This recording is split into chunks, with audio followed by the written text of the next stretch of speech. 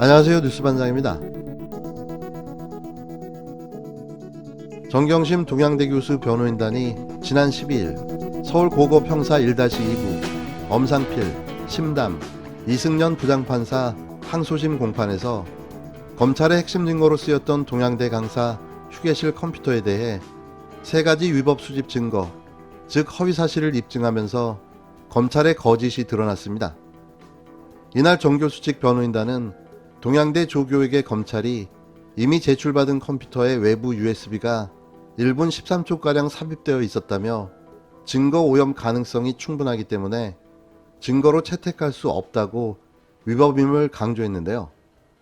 또한 2019년 9월 10일 저녁 검찰에 의해 컴퓨터가 정상 종료되기 직전 외부 USB 장치가 접속된 사실을 확인했다고 밝혔습니다. 정경심 교수 항소심 1심 공판을 처음부터 끝까지 참관했던 시사 유튜버 박효석 기자와 고일석 전 중앙일보 기자에 따르면 검찰이 중요사실 누락은 물론 사실을 은폐하고 허위로 조작된 사실을 정 교수 변호인 측이 별도의 포렌식 과정을 통해 확인한 건데요. 그 내용이 가히 충격적입니다. 은폐와 허위 조작은 총 3가지로 이루어졌는데요. 첫 번째, 검찰이 강사 휴게실 PC를 이미 제출 방식으로 압수하기 전 PC가 비정상 다운, 일명 뻥났다고 되어 있는데 포렌식 분석 결과 로그아웃을 거쳐 정상적으로 종료된 것으로 밝혀졌습니다. 두 번째, 아울러 검찰이 USB를 1분 13초간 작업한 정황이 드러난 건데요. PC의 이미 제출 직전 검찰이 USB를 접속한 흔적으로 PC가 오염된 겁니다. 세 번째, 검찰은 2012년에서 2014년까지의 기간 동안 PC에서 22개의 끝자리 137 IP 주소가 발견됐다며 정경심 교수 자택에서 사용된 것이라고 주장했는데요. 하지만 변호인이 포렌식으로 분석한 결과 끝자리 112로 끝나는 IP 12개가 추가로 발견됐고 그 건수는 36건, 14건으로 검찰이 지금까지의 내용을 은폐해 왔다는 겁니다. 즉 22개가 있다는 137 IP 접속 기록 외에 다른 IP가 접속 기록에 더 있었다는 건데요. 가정에서 사용하는 공유기의 특성상 아주 특별한 경우가 아니면 다른 IP로 접속했다는 것은 PC 자체를 다른 장소로 이동했다는 것을 의미합니다. 따라서 2014년 4월 이전에 22개의 137 IP로 확인된 것은 강사 휴게실 PC가 2013년 6월 16일에 방배동에 있었다는 검찰의 주장을 완전히 무력화시키는 내용인데요. 고일석 기자는 중요한 것은 검찰이 112 IP 존재를 숨긴 채 22회의 137 IP만 증거로 제시했다고 밝혔습니다. 그는 검사는 공익의 대표자로서 피고인에게 유리한 증거나 정상도 법원에 제출해 실체적 진실을 발견하고 협력할 의무가 있다라며 이것을 검사의 객관 의무라고 부른다. 검찰은 정경심 교수 사건에서 이러한 객관 의무를 명백하게 위반한 것이라고 지적했습니다. 이는 사용하던 PC를 구입해 집에서 사용하다가 학교에 갖다 놓았다는 정경심 교수의 말이 맞다는 걸 보여주고 있는데요. 검찰은 포렌식 분석 보고서에서 다른 IP 주소가 있었다는 사실을 숨겼습니다.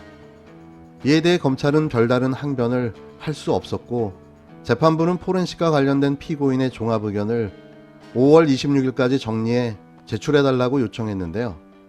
1심에서 가장 중요한 증거로 작용했던 강사 휴게실 PC에 대한 포렌식을 전면적으로 다시 살펴보겠다는 뜻인 거죠. 따라서 재판부가 2차 공판에서는 PC 전문가들의 토론을 허용하지 않았지만 3차 공판에서는 전문가들을 초빙해 조작 관련 진위 여부를 명백히 조사해 실체적 진실을 밝혀야 한다는 목소리가 높아지고 있는데요. 검찰은 2019년 9월 10일 동양대를 방문해 조교 김모 씨에게 강사 휴게실 컴퓨터를 이미 제출받았습니다. 이날 변호인에 따르면 검찰은 2019년 9월 10일 오후 7시 동양대 교양학부 사무실에서 문제의 컴퓨터를 정상적으로 종료했는데요. 문제는 종료 직전 제조사 및 제품 이름도 기록되지 않은 이례적인 보안 기능이 탑재된 외부 USB 장치가 1분 13초 동안 컴퓨터에 삽입된 겁니다. 변호인은 검찰이 대검찰청 포렌식팀으로 컴퓨터를 반출하기 전 보호장치가 전혀 없는 상태에서 저장 용량 250기가 이상의 외부 저장 장치를 1분 13초 동안 연결한 사실을 확인했더라며 포렌식이 이루어지기 전 증거가 오염됐을 수 있다는 점에서 매우 중요한 부분인데 검찰은 왜 이제까지 이를 밝히지 않았는가라고 따져 물었는데요. 이는 그 자체로 증거 오염에 해당되며 증거는 최대한 발견 시점 이후에 어떠한 외부 접속이 제한된 채 발견 당시의 상태 그대로 보존되어야 하며 그 외 접속은 증거 내용의 변질, 누락, 추가 등의 오염이 발생할 수 있기 때문입니다. 이에 대해 검찰은 자료를 선별해서 가져가기 위한 목적으로 포렌식 프로그램이 설치된 USB 장치를 연결한 것이라고 해명했는데요. 즉 영장도 없이 임의 제출 절차도 없이 현장에서 포렌식을 시도했다는 것이며 이것은 너무나도 당연한 불법 행위입니다. 앞서 정 교수 측은 검찰이 해당 컴퓨터를 임의 제출 받는 것 자체가 위법하다고 밝혔습니다. 해당 컴퓨터가 정 교수 것임을 알고도 그의 동의를 받는 등 적법한 절차 없이 조 교수의 임의 제출을 받았다는 지적인데요. 앞서 정 교수 측은 검찰이 해당 컴퓨터를 임의 제출 받는 것 자체가 위법하다고 밝혔습니다. 해당 컴퓨터가 정 교수 것임을 알고도 해당 컴퓨터가 정 교수의 것임을 알고도 그의 동의를 받지 않는 등 적법한 절차 없이 조 교수의 임의 제출 받았다는 지적인데요. 앞서 정 교수 측은 검찰이 해당 컴퓨터를 임의 제출 받는 것 자체가 위법하다고 밝혔습니다. 해당 컴퓨터가 정 교수의 것임을 알고도 그의 동의를 받지 않는 등 적법한 절차 없이 조 교수에게 임의 제출 받았다는 지적인데요. 1심 재판부는 이러한 정 교수 측 주장을 배척하고 해당 컴퓨터를 적법한 증거로 봤습니다. 형사소송법 등에 따르면 물품을 임의 제출할 권한을 가진 자는 소유자, 소지자, 보관자 등인데요. 이들이 임의 제출한 물건은 영장 없이 압수가 가능합니다. 검찰은 해당 컴퓨터에서 나온 자료를 토대로 정 교수에게 자녀 입시 관련 혐의 대부분을 적용했는데요. 항소심에서 임의 제출 위법성을 인정하고 이날 변호인이 내놓은 증거 오염 주장을 받아들인다면 해당 컴퓨터에서 나온 증거는 모두 쓸 수 없게 되는 거죠. 고일석 기자는 이처럼 정경심 교수에 대한 수사와 재판 과정에서 검찰이 제시한 증거와 주장은 허위와 은폐, 왜곡과 취사 선택으로 가득 차 있다라며 거의 대부분을 기억에만 의존할 수밖에 없는 사건에서 검찰의 유일한 증거라고 할 수 있는 디지털 증거에 있어서 수집에서부터 처리, 제출에 이르기까지 허위와 기만으로 일관해 왔다고 일갈했는데요. 이날 페부커 박성민 씨는 SNS를 통해 압수 당시 검찰이 동양대 휴게실에 있던 컴퓨터 한 대를 모니터에 연결한 후 조국 폴더다라고 외쳤고 갑자기 컴퓨터가 뻑이 났다는 이유로 컴퓨터 본체를 압수해 가져간 것이라고 알고들 있었다라고 당시 검찰의 PC 압수 상황을 설명했는데요.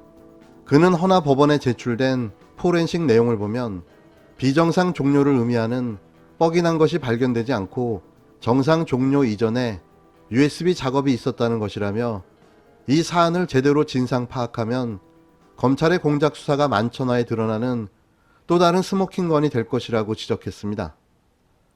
표창장 위조를 증명할 수 없으니 자신들이 증거를 위조하는 천인공노한 짓을 저지른 건데요. 윤석열과 그 정치검찰들은 어떤 처벌을 받게 될까요? 왜 저는 이 사건이 공안검사들이 자행한 정치 사건으로 보여질까요? 이러고도 법과 정의, 원칙과 공정을 이야기할 수 있습니까? 이 사건을 총괄 지휘했던 윤석열은 이러고도 대선 준비에 여념이 없는데요. 이러고도 대통령이 될 생각을 한다면 답이 없는 거죠. 그 답은 공수처가 찾을 것입니다.